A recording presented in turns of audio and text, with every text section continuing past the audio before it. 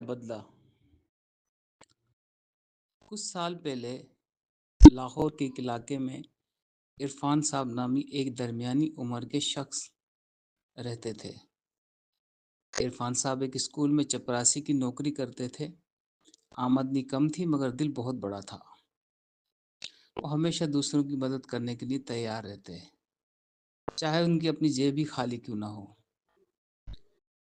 ایک دن اسکول سے واپسی پر عرفان صاحب کو راستے میں ایک چھوٹا سا بچہ بیٹھا روتا ہوا ملا جو رو رہا تھا۔ عرفان صاحب نے قریب جا کر پوچھا، ارے بیٹا کیوں رو رہے ہو؟ بچہ ہچکیوں کے درمیان بولا، میرے ابو کی طبیعت بہت خراب ہے، میں دوا لینے گیا تھا مگر میرے پیسے راستے میں گم ہو گئے، اب میں کیا کروں؟ عرفان صاحب نے اپنی جیب ٹٹولی۔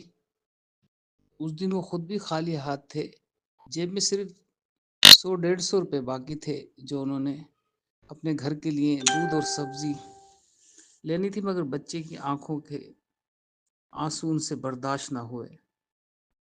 انہوں نے وہ 100 روپے اور کچھ 130 یا 140 روپے نکال کر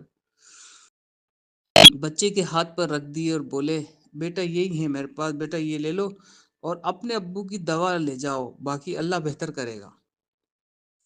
بچہ دیکھتا رہ گیا اور خوشی سے دعا دیتا ہوا چلا گیا۔ عرفان صاحب بہت مطمئن سے ہو گئے، مگر گھر پہنچے تو بیوی نے ناراضگی سے کہا، آج بھی تم سبزی نہیں لائے، بچوں کے لیے کچھ تو لے آتے۔ احمد صاحب نے ہنس کر کہا عرفان صاحب نے ہنس کر کہا، اللہ بڑا کارساز ہے، فکر نہ کرو۔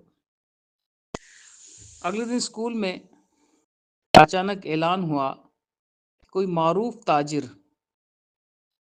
نے اسکول کے تمام اسٹاف کے لیے ایک خیراتی فنڈ دیا ہے، جو ہر چھوٹے ملازم کو 10,000 روپے بطور انعام وہ فنڈ دیا جائے گا تاکہ وہ اپنے گھروں کے اخراجات بہتر بنا سکے۔ عرفان صاحب کی آنکھوں میں آنسو آ گئے۔ انہوں نے دل دل میں کہا، اللہ تو نے میری قربانی کا اتنا بڑا صلہ دے دیا۔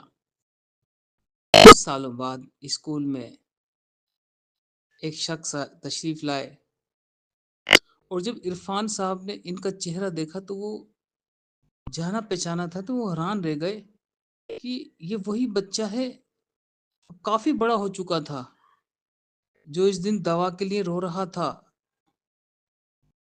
تاجر نے ان سے کہا، بیٹا کیسے ہو؟ اب تو تم ماشاءاللہ جوان ہو گئے ہو،